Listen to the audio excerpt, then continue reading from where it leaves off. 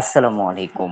কথা বলতে চাই সাব্বির রহমানকে নিয়ে। ঢাকা ক্যাপিটালসের হয়ে সাব্বির রহমানের ব্যাটিংটা দেখে আশা করি আমার কাছে ব্যক্তিগতভাবে যেটা মনে হয় বাংলাদেশের সামনে যে টি-20 ওয়ার্ল্ড কাপ রয়েছে সেই জায়গায় ফিনিশার পজিশনটাতে সাব্বির রহমানের গুরুত্বপূর্ণটা খুবই বেশি। কারণ ডেথ ওভার বা মিডল ওভারে গিয়ে বাংলাদেশ সবচেয়ে বেশি দুর্বল হয় শর্ট খেলতে না পারা এবং ফিনিশার রোলে বর্তমানে নুরুল হাসান সোহান, জাকের আলী বা হচ্ছে আপনার লিটন কুমার দাস তো ৩ নম্বরে ব্যাটিং করেন।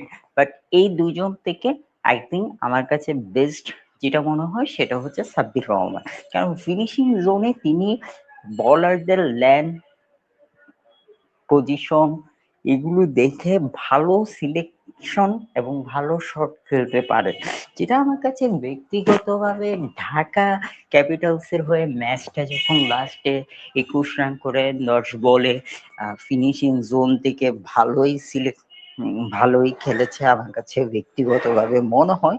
সেক্ষেত্রে আমি এইবার একটা প্রশ্ন রাখতে চাই যে আসলে এইভাবে খেলাটা সাব্বির রহমানের টি-20 দলে জায়গাটা করতে পারবে কিনা বা আহ, কাছে সিলেক্টরদের চোখে তার পারফরমেন্সটা পড়বে কিনা বা তিনি টি-20 দলে ফিরবেন কিনা। দীর্ঘদিন যাবৎ তিনি বাংলাদেশের দলের বাইরে রয়েছেন, বাট কিন্তু এনসিএল বলেন, প্রিমিয়ার লিগ বলেন, বিভিন্ন ঢাকা ডিভিশন প্রিমিয়ার লিগ বলেন, সবগুলোতে তিনি ফিনিশিং জোনটাতে খুবই ভালো খেলে গিয়েছেন। আমার কাছে ব্যক্তিগতভাবে মনে হয় জাকের আলী অনেকক্ষণ অন্তত ড্রপ দিয়ে, যেহেতু তিনি আহ, তার বোলিং জোন বোলিং জোনটার থেকে বের হতে পারতেছেন না।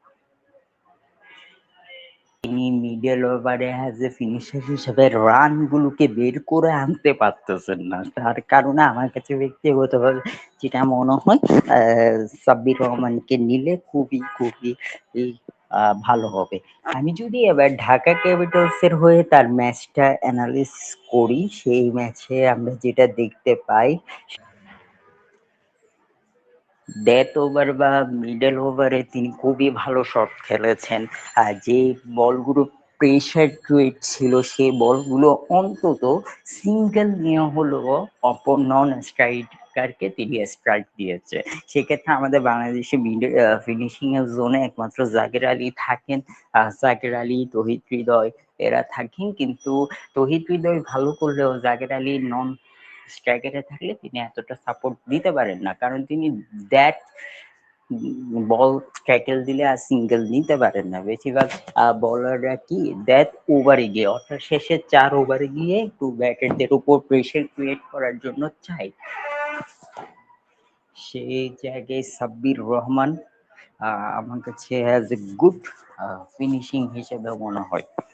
সাব্বির রহমান আমার কাছে সেই জায়গায় গুড ফিনিশিং, এবং সাব্বির রহমানকে এবার আমার ব্যক্তিগতভাবে আমি টি-20 বিশ্বকাপে বাংলাদেশে দেখতে চাই। আসলে আজও বাংলাদেশের সিলেকশন প্যানেলটাকে আজও চয়েস করবে কিনা আই থিঙ্ক আমি জানি না।